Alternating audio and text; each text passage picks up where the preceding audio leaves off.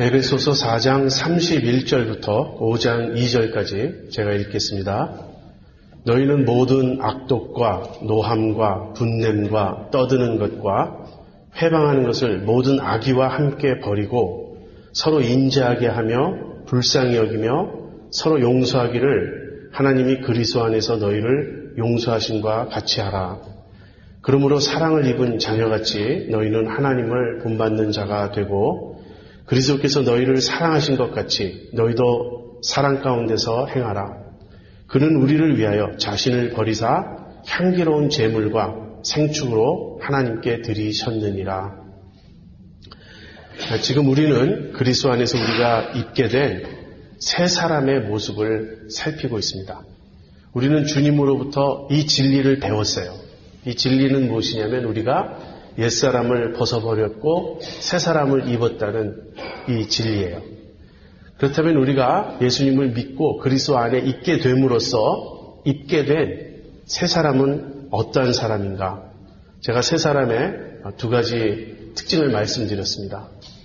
이 새 사람은 새로운 신분을 지닌 사람이에요. 우리는 하나님 앞에 더 이상 죄인으로 여겨지지 않고 의인으로 여겨지고 하나님의 자녀로 받아들여졌습니다. 그래서 새 사람은 신분이 새로운 사람입니다. 그리고 두 번째는 이 새 사람은 존재 자체가 새로워요. 무슨 말이냐면 하나님께서 새로운 생명을 주셨고 새로운 마음, 새로운 영을 주셨습니다. 다시 말하면 새로운 성품을 지닌 사람이라는 거예요. 이 새로운 성품은 우리 안에 거하시는 성령님이라고 그렇게 말할 수도 있습니다. 그래서 신분과 존재가 새로워진 사람이 새 사람입니다. 우리는 그리스도 안에서 그 새 사람을 입었다는 거예요. 새 사람이 되었다는 거예요. 그렇다면 이 새 사람의 모습은 실제로 어떻게 드러나는가? 여러분 한번 생각해 보세요. 우리가 새 사람을 입었다면 이 새 사람의 모습은 어떻게 드러나게 되겠는가? 두 가지 그 관계에서 드러납니다. 첫 번째는 하나님과의 관계에서 그 변화가 나타나요. 옛사람은 하나님에 대하여 죽어있던 사람입니다. 옛사람은 죄와 허물 가운데 죽었고 그 안에 하나님의 생명을 지니지 못한 사람이었어요. 그래서 옛사람은 영적인 감각이 없습니다. 하나님의 일에 대하여 관심도 없고 이해하지도 못하고 하나님을 알지 못합니다. 그러나 이 새 사람은 이제 하나님께 대하여 살아났으므로 하나님께 반응하기 시작합니다. 하나님이 계신 걸 깨닫게 되고 하나님을 사모하게 되고 하나님을 찾고 추구하게 됩니다. 하나님의 말씀을 들을 때 옛날에는 아무런 감흥이 없었는데 이제는 그 말씀이 그렇게 은혜스럽고 내 영혼의 꿀같이 꿀맛처럼 느껴지게 되는 거예요. 그리고 하나님께 자꾸 나아가고 싶고 기도하고 싶고 하나님께 순종하고 싶은 그런 마음이 생깁니다. 한마디로 얘기하면 하나님께 반응하기 시작한다는 거예요. 오늘 우리가 지금 쭉 묵상하고 있는 이 에베소서에서는 그 하나님 측면은 강조되고 있지 않습니다. 이것은 이제 두 번째 인간과의 관계의 모습에서 드러나는 그런 특징을 보여줍니다. 그래서 새 사람의 두 번째 특징은 이제 인간관계에서 나타나는 변화예요. 그런데 인간관계에도 또 우리가 둘로 생각해 볼 수 있는데 첫 번째는 같이 믿는 지체들 사이의 관계입니다. 지금 에베소서 4장, 5장이 초점을 맞추고 있는 내용은 바로 그 관계예요. 우리가 있게 된 새 사람은 이제 지체들 사이에서 연합하고 하나가 되고 서로 사랑하고 진실이 대하는 그런 어떤 하나됨의 관계를 드러낸다는 것입니다. 그래서 우리들 개개인이 새 사람일 뿐 아니라 예수 믿는 자들 전체를 합쳐서 교회 자체를 바울은 새 사람이라고 부르고 있습니다. 새 사람은 우리들 개인적으로도 새 사람이고 우리들이 함께 모여 집단적으로도 새 사람이 된 것입니다. 그 다음에는 우리가 믿지 않는 교회 밖의 사람들, 즉 세상과의 관계에서 변화가 나타나죠. 더 이상 세상을 사랑하지 않습니다. 우리는 더 이상 세상을 추구하고 따라가려고 하지 않습니다. 그 대신에 세상에서 그리스도의 증인으로 살아갑니다. 이 세상에 우리가 가진 소망을 증거하고 하나님의 사랑을 전하고자 합니다. 이것이 우리가 입게 된 세 사람의 모습이에요. 그 중에 우리는 두 번째 측면, 즉 인간관계에서 지체들 사이의 관계에서 세 사람은 어떻게 드러나는가, 그 얘기를 지금 하고 있는 중입니다. 바울은 에베소서 4장 17절부터 24절에서는 옛사람을 벗어버렸고 새 사람을 입었다는 그 진리를 가르쳤습니다. 그리고 4장 25절부터 이제 5장 14절까지 이 세 사람의 모습을 설명합니다.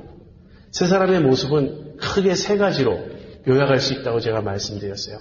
첫 번째는 진실이고요. 두 번째는 사랑이고 세 번째는 거룩입니다. 지난주에 우리가 새 사람을 입었기 때문에 서로 진실하게 대해야 한다는 그 내용을 다루었습니다. 우리는 서로 진실을 말해야 하고요. 화가 나더라도 그 화를 다스릴 줄 알아야 되고 다른 사람의 것을 손해를 끼치는 것이 아니라 도리어 유익을 끼쳐야 하고 덕을 세우는 말을 해야 합니다. 이렇게 서로 진실하게 대하는 이런 관계는 성령님을 통해서만 가능해요. 우리는 우리 스스로를 속일 수 있고 끊임없이 합리화, 정당화할 수 있기 때문에 참된 진실은 우리 안에서 우리에게 말씀하시고 우리를 이끌어 가시는 성령님을 통해서만 가능합니다. 그래서 우리는 우리 안에 성령님이 기뻐하시도록, 성령님이 슬퍼하시지 않고 근심하시지 않고 기뻐하시도록 우리는 행해야 한다고 제가 말씀드렸습니다. 이제 오늘은 그 뒤를 이어서 사랑에 대해서 함께 생각해 보겠습니다. 여러분, 어떤 교회를 한번 생각해 보세요. 여러분이 과거에 경험했던 교회일 수도 있고 아니면 주변에서 보는 교회일 수도 있습니다. 어떤 교회를 생각할 때 그 교회에서 들려오는 소식이 그 교회가 요즘 어렵대더라, 갈등이 있대더라, 좀 분쟁이 있고 분열이 있대더라, 어떤 이런 소식을 듣게 된다고 여러분 한번 상상해 보세요. 이런 일은 어렵지 않습니다. 상상하기가. 왜냐하면 우리가 자주 목격하는 바이므로. 그렇게 교회가 갈등에 빠지고 이 관계 어려움이 있을 때 왜 그런가? 왜 그런 관계 어려움이 생기고 그때 교회가 보여주는 모습은 무엇인가? 바울은 지금 그 얘기를 하고 있는 것입니다. 다시 말하면 지체들 사이의 갈등 문제예요. 우리는 서로 사랑해야 합니다. 그런데 우리 사이에 미움이 싹트는 거예요. 그래서 우리가 하나됨의 이 관계를 우리 안에 비집고 들어온 미움이라는 것이 그 사이를 벌어지게 만들고 갈등하게 만들고 그 다음에는 서로 싸우고 나중에는 갈라지게 만드는 것이에요. 그래서 바울은 이제 이 미움과 사랑의 문제에 대해서 이제 다룹니다. 여기 미움이 드러나는 5가지 모습을 바울이 설명하고 있어요. 너희는 모든 악독과 노함과 분냄과 떠드는 것과 회방하는 것을 모든 악의와 함께 버리고, 이 5가지 미움의 모습을 이제 우리가 살펴보겠습니다. 첫 번째, 악독이에요.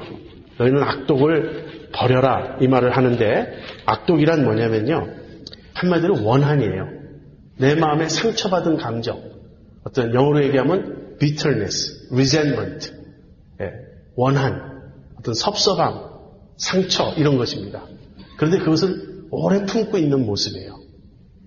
여러분, 우리가 서로 이렇게 친해지고 또 가까이 지내다 보면 우리도 모르게 서로 상대방에게 상처를 주기도 하고 받기도 합니다. 섭섭해질 수가 있어요. 내 마음이 어려워질 수가 있어요.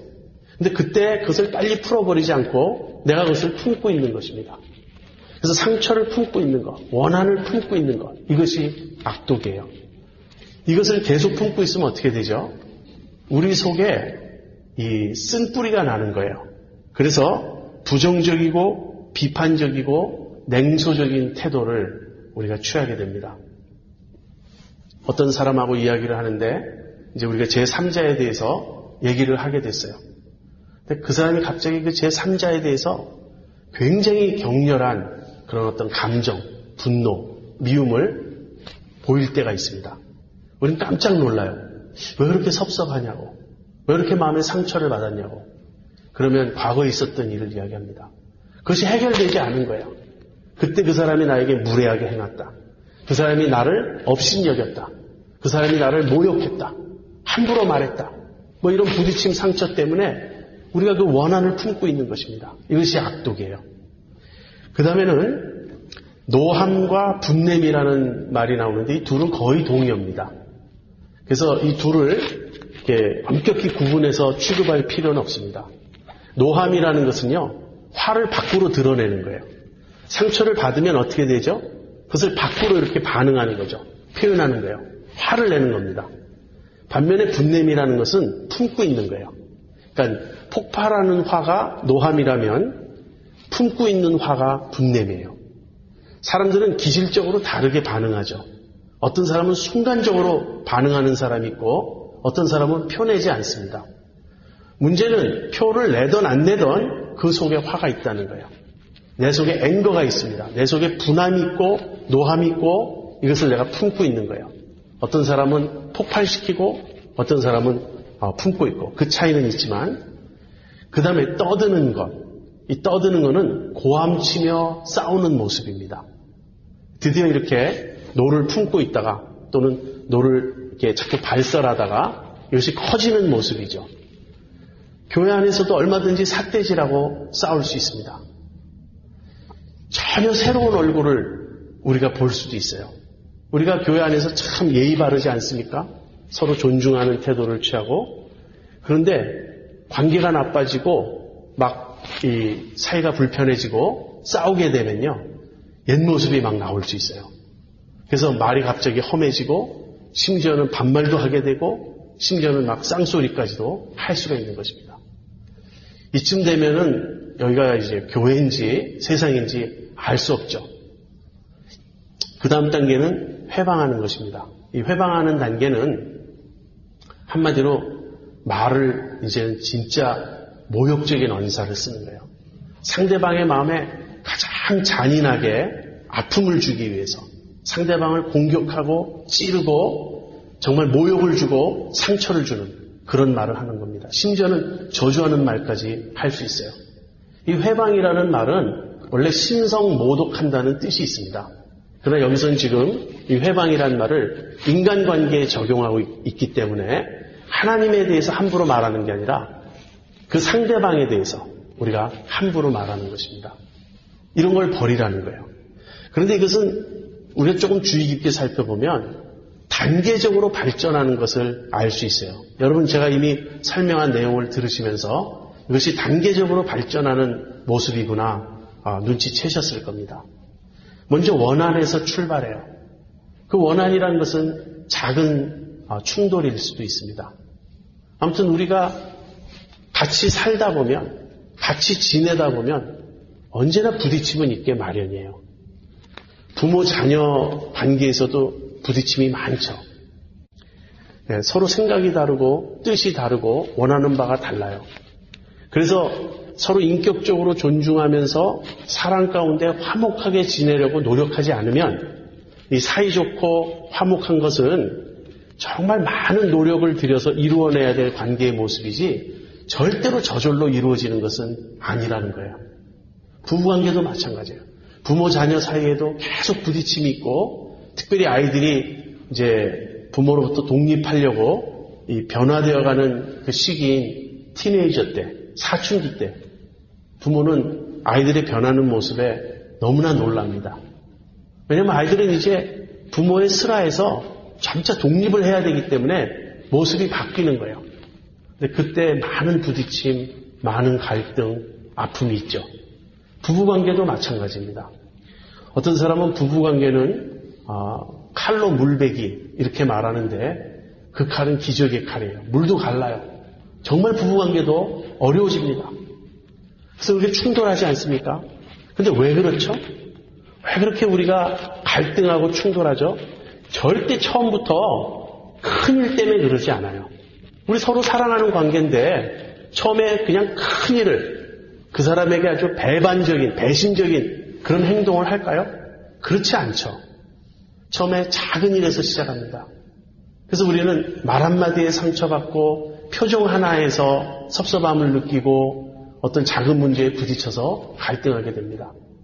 문제는 이 원한을 그때그때 풀어버려야 한다는 거예요. 그래서 대화가 필요합니다. 그런데 우리는 이런 어려움이 느껴지면 어떻게 반응하죠? 말하지 않는 거예요. 근데 말하지 않는 것이 속에서 용서하고 해결했고 풀어버렸기 때문에 말하지 않아도 되면 좋은데 그게 아니라 속에는 있는 거예요. 속에는 그대로 놔두고 풀지 않는 겁니다. 그리고 그냥 표현하지 않는 거예요. 그러면 이것은 점점 커집니다. 여러분 어떤 사람이 나한테 무례한 행동을 했다고 내가 지금 느끼고 있어요. 이걸 풀지 않으면 그 다음에 그 사람이 비슷한 행동을 할 때 이제 확신이 굳어집니다. 저 사람은 나를 몹시 무시하고 있다. 저 사람은 나에 대해서 전혀 예의가 없다. 그래서 한번 이렇게 비뚤어진 관점, 그것이 뭐 사실일 수도 있겠죠. 그러나 사실이든 아니든 어떤 사람에 대해서 그런 오해가 생기고 그런 선입견이 생기고 그러한 어떤 감정이 굳어지면 그 다음엔 이 원한은 노로 바뀝니다. 화로 바뀌어요. 그 사람에 대해서 이제 내 속에서 끓고 있는 뭐가 있는 거예요. 이 끓고 있는 뭐는 기회를 찾습니다. 언제 한번 내가 단단히 벼르고 있어. 언제 한번 기회가 오면 폭발할 거야. 그것을 빨리 폭발시키는 사람이 있죠. 그런가 하면 품고 있는 사람이 있습니다.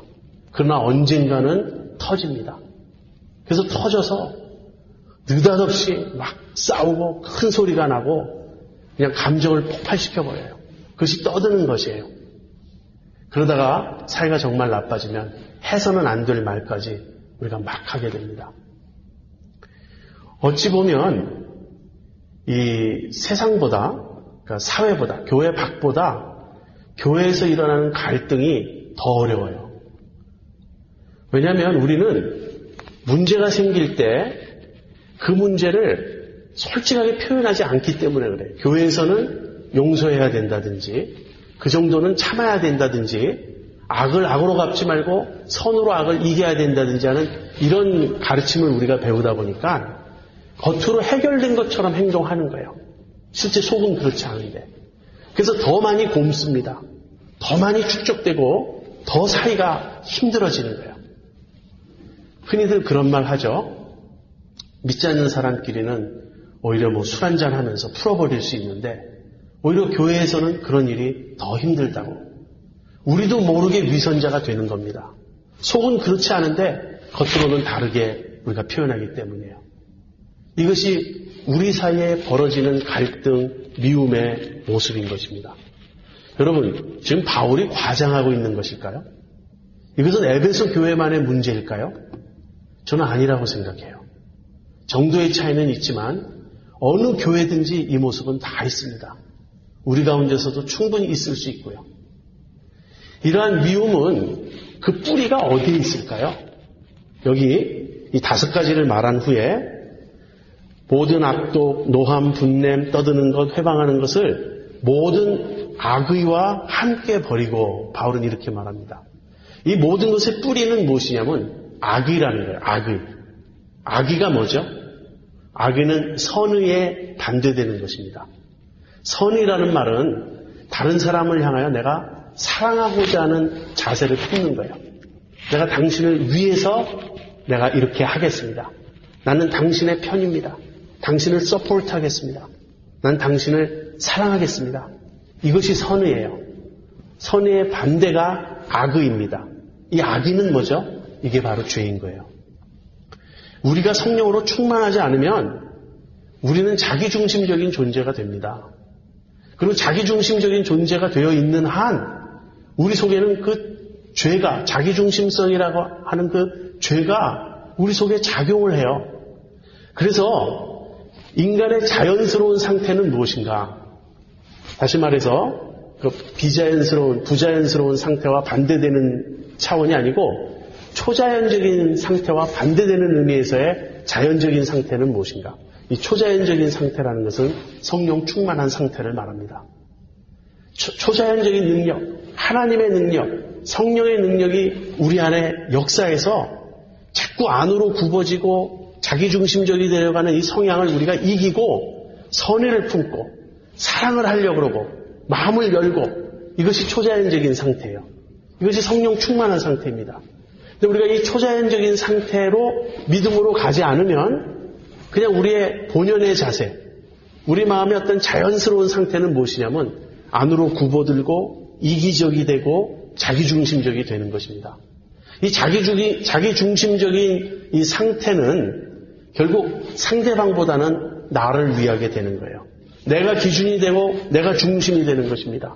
내가 기준이 되고 내가 중심이 되어 있는 상태에서는 상대방이 나에게 맞춰줄 때는 관계가 괜찮지만 상대방이 내 기준에 맞지 않을 때, 나에게 맞춰주지 않을 때는 그것이 금방 원한으로 가는 거예요. 사실 이런 인간관계를, 그 갈등을 경험한 사람들은 나중에 이런 고백을 하게 돼요. 사람이 무섭다고. 여러분, 사람이 무서워 본 적 있습니까? 사실 사람은 참 무서워요.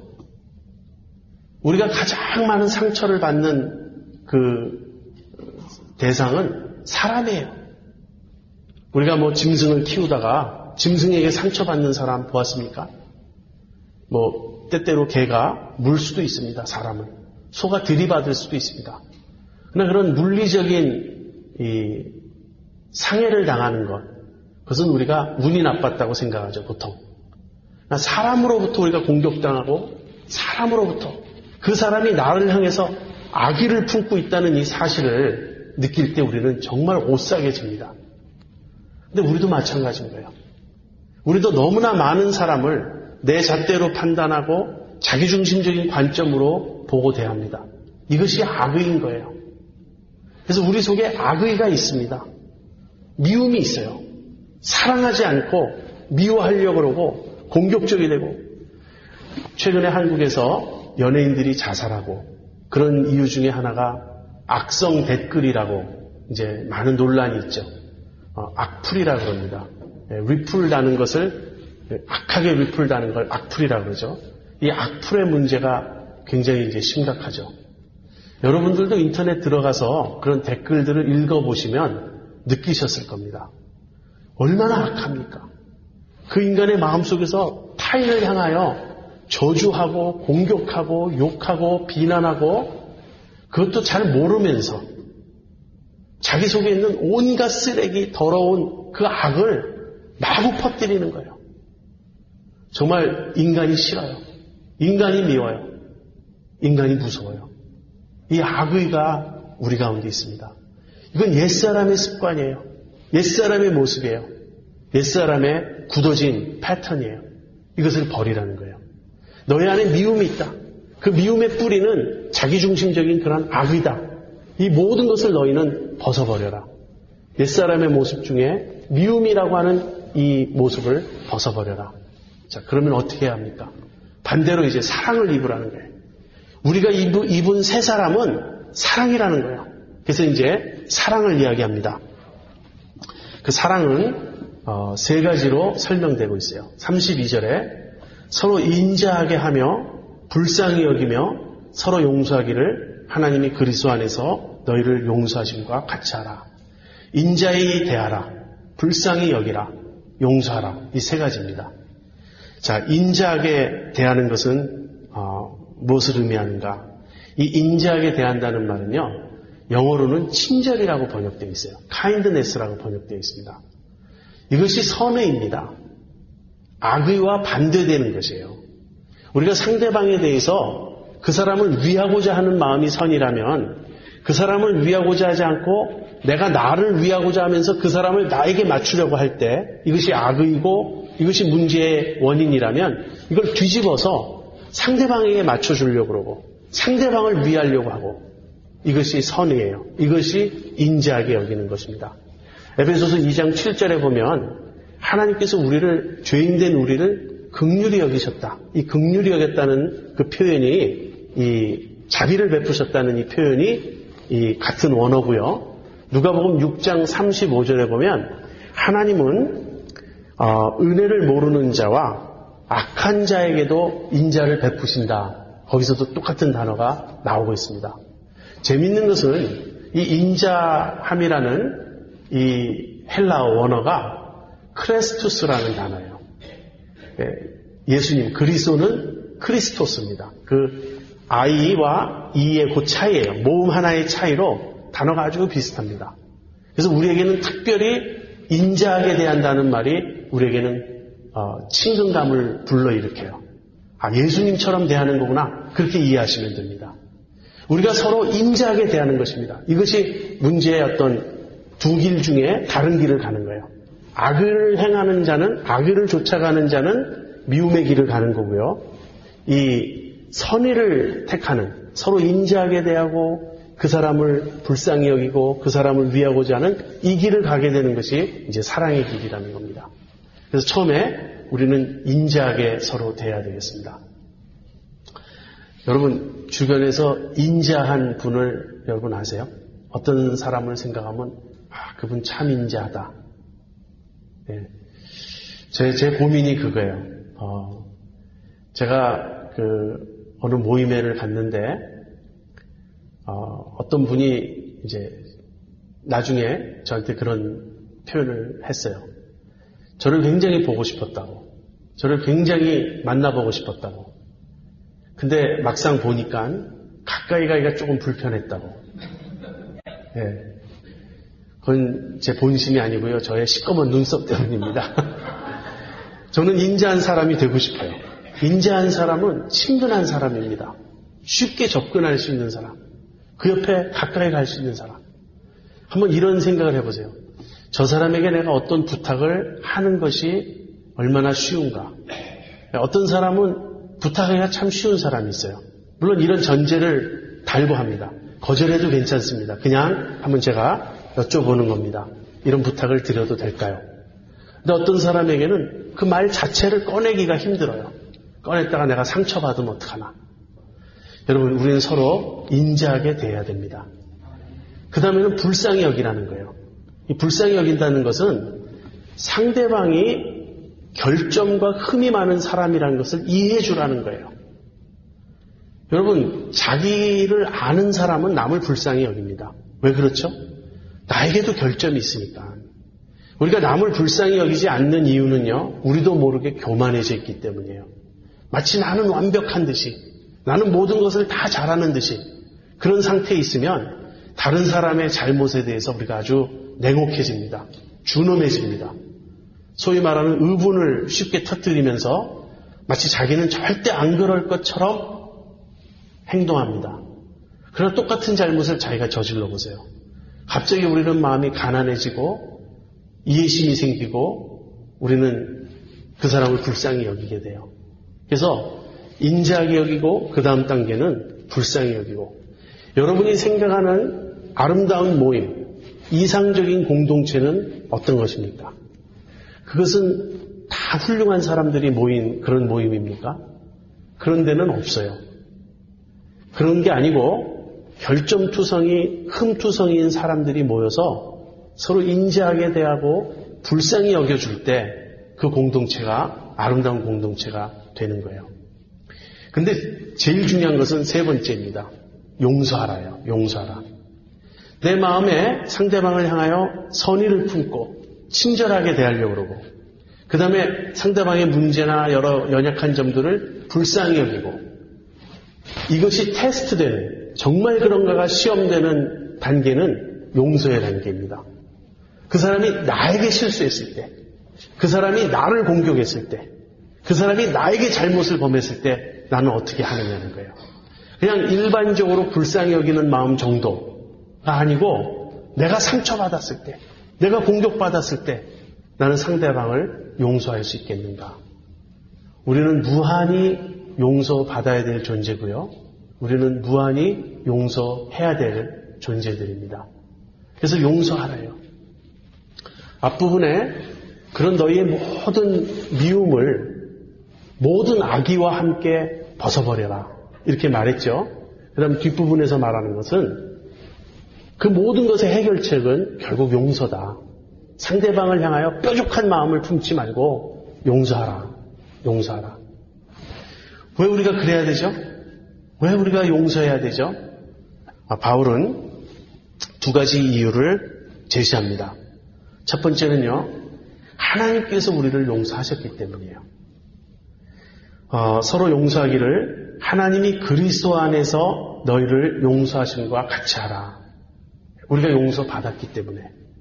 주님은 이 진리를 뒤집어서 이렇게 말씀하셨습니다. 너희가 용서하지 않으면 하나님께서도 너희를 용서하지 않을 것이다. 이렇게 말씀하셨어요. 이 말은 우리의 용서가 전제가 되어서 하나님이 우리를 용서하셨다는 말씀이 아니고요. 참으로 하나님의 용서를 받은 사람이라면 용서하게 되어 있다는 거예요. 우리가 누군가를 용서하지 않는다면 우리가 용서받지 않은 사람이기 때문에 그래요. 또는 우리가 용서받았다는 사실을 잊어버리고 있기 때문에 그래요. 참으로 내가 용서받은 사람이라면 우리는 다른 사람을 용서하지 않을 수 없는 것이죠. 첫 번째 이유, 우리가 서로 용서해야 되는 첫 번째 이유는 우리가 용서함을 받았기 때문이고요. 두 번째는 그렇게 용서하는 것, 그렇게 사랑하는 것이 하나님을 본받는 길이기 때문에 그렇습니다. 우리는 하나님을 본받아야 돼요. 그러므로 사랑을 입은 자녀같이 너희는 하나님을 본받는 자가 되고. 여러분, 우리는 새 사람을 입었어요. 그런데 에베소서 4장 24절에 우리가 입은 이 새 사람은 어떤 사람이냐면 하나님을 따라 지음을 받은 사람이에요. 우리가 입은 새 사람은 다른 말로 얘기하면 하나님 카인드, God 카인드, 하나님과 같은 종류의 사람인 거예요. 패턴이 하나님이 패턴이고 그 하나님의 패턴을 따라서 우리가 지음받은 것이 새 사람인 거예요. 그래서 우리가 새 사람을 입었다라는 말은 이 새 사람의 모습은 앞으로 하나님의 모습과 같은 모습을 드러내야 한다는 것입니다. 다른 관점에서 말하면 우리는 하나님의 자녀가 된 것입니다. 아이들의 특징은 무엇이죠? 부모를 닮았다는 거예요. 요즘에는 부모를 안 닮습니다. 왜 그런지 아세요? 부모들이 다 성형수술해서. 그건 농담이고요. 아이들을 보면 부모를 닮지 않습니까? 근데 모양만 닮는 게 아니에요. 성격도 닮고 습관도 닮습니다. 그래서 우리 아이들을 가만 보고 있으면 어떤 모습은 제 모습이고 어떤 모습은 제 아내의 모습이에요. 거기 다 드러나요. 우리가 하나님의 자녀가 되었기 때문에 그 새 사람을 입었기 때문에 이제는 하나님과 비슷한 모습, 하나님 종류의 그 모습을 드러내야 하는 거예요. 그것이 하나님을 본받는 것입니다. 그렇다면 하나님의 무엇을 본받는단 말인가? 능력이나 어떤 그런 것이 아니고 바울이 여기서 강조하는 것은 사랑이에요.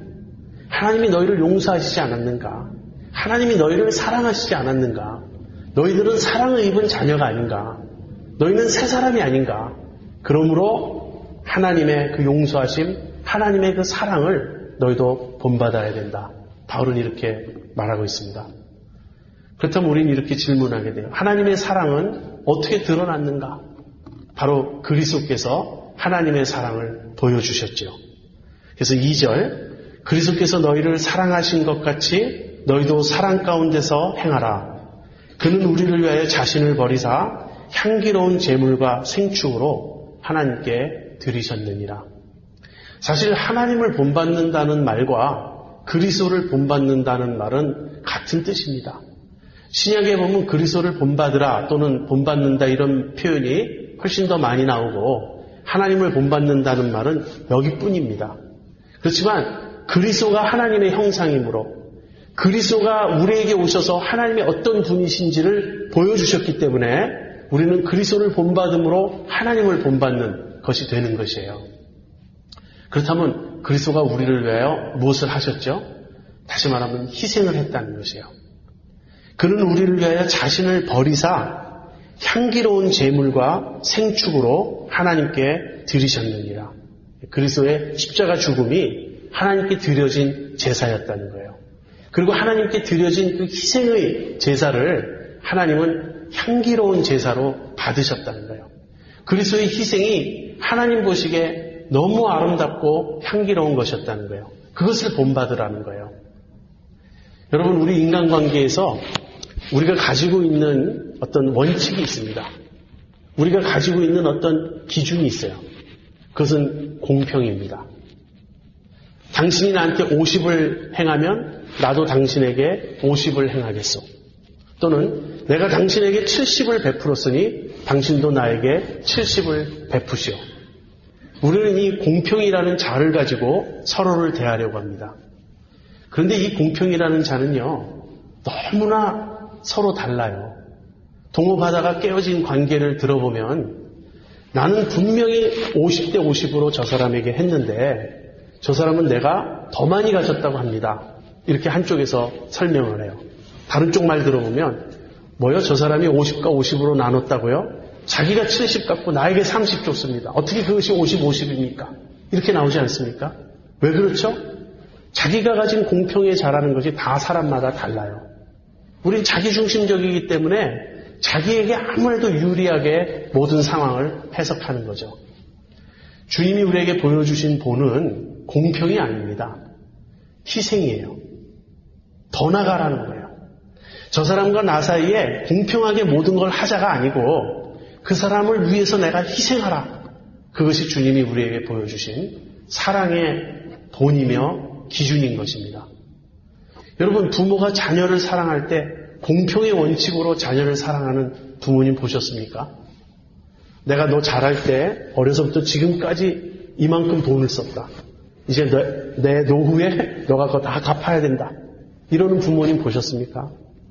사실 정상적인 부모님은 노후에 자식들 신세 안 지려고 더 마음을 쓰시지 않습니까? 부모 자식 간의 관계는요, 부모가 자식을 위해서 희생하는 관계예요. 자식이 아무리 효도한다 그래도 그 희생 갚을 수가 없습니다. 그러나 그 자식은 또 자기의 자식에게 희생을 베풀죠. 사랑은 그래서 내리사랑이라 그러죠. 이제 그러한 희생적 사랑을 우리 서로 행하라고 바울은 권하고 있는 것입니다. 여러분, 우리가 새 사람을 입었다. 이것을 무엇으로 증명하시겠습니까? 어떤 사람들은 체험으로 증명하려고 해요. 내 마음이 뭘 느꼈다는 거예요. 내가 정말 감동했다. 신비한 어떤 것을 보았다. 황홀경에 빠졌다. 그 순간만큼은 뭐 세상도 없고 나도 없고 사랑의 주님만 보였다. 얼마나 귀한 은혜입니까? 이것을 저는 부인하는 것이 아니에요. 그런데 거기서 그치는 것이 아니라는 거예요. 그 결과 실제로 달라져야 합니다. 우리가 복음을 다른 사람에게 전하는 이유가 무엇이죠? 복음을 다른 사람에게 전하는 이유는 예수 믿으면 새 사람 된다. 정말 구원을 체험할 수 있다. 그것을 우리가 전하는 것 아닙니까? 그러면 그 사람이 우리에게 물을 거예요. 어떻게 새 사람 돼서 어떻게 달라졌냐고. 그때 우리는 우리 서로 진실하게 대하는 걸 보라고. 우리가 얼마나 서로 진실한지. 그럼 두 번째는 우리가 얼마나 서로 사랑하는지. 교회에 대한 모든 환상을 버리세요. 교회에 오면 착한 사람, 좋은 사람, 친절한 사람을 만날 수 있을 것이다. 사실 저는 세상 사람보다는 교회가 훨씬 그렇다고 생각하는 편입니다. 그러나 완전과는 너무나 거리가 멀고 교회 역시 부족한 사람, 불완전한 사람, 다 사랑을 주기보다는 받기 원해서 오는 사람들로 모여 있습니다. 우리의 자연스러운 상태는 선의가 아니고 악의예요. 나에게 유리할 때만 우린 친절을 베풀지 내가 손해보고 내가 불편해지는 걸 감수하면서 우리는 선의를 베풀지 않습니다. 그러나 새 사람은 그렇지 않다는 거예요. 새 사람은 초자연적인 사람입니다. 성령에 의해 다스림받는 사람이에요. 그래서 우리는 모든 그 미움을 내 속에 있는 악의와 함께 버리고 자기중심적인 그 생각과 함께 다 버리고 이제는 주님이 우리를 대하듯이 서로 인자하게 대하고 불쌍히 여기고 서로 용서하면서 사랑의 하나님을 본받는 자 되어야 하는 것입니다. 저는 우리 교회가 그렇게 되기를 원합니다. 우리 교회가 증거의 공동체가 되기를 원합니다. 요즘은 교회가 복음 증거의 어떤 수단이 되지 않고 복음 증거를 방해하는 장애물이 되는 경우가 종종 있어요. 너무나 많은 사람들이 교회 때문에 예수 못 믿겠다고 그렇게 말합니다. 그것은 하나님의 의도가 아니에요. 교회 때문에 예수님을 믿게 해야 됩니다. 왜? 하나님은 보이지 않으니까. 보이지 않으시는 하나님이 살아계신 것을 보여줄 책임이 우리에게 있습니다. 그것은 우리가 하나님을 본받을 때, 그래서 서로 사랑할 때, 이 사랑은 희생적 사랑이고 서로 선의를 품고 인자하게 여기고 불쌍히 여기고 용서할 때 드러나는 것입니다. 그러한 여러분과 제가 되기를 바랍니다. 하나님을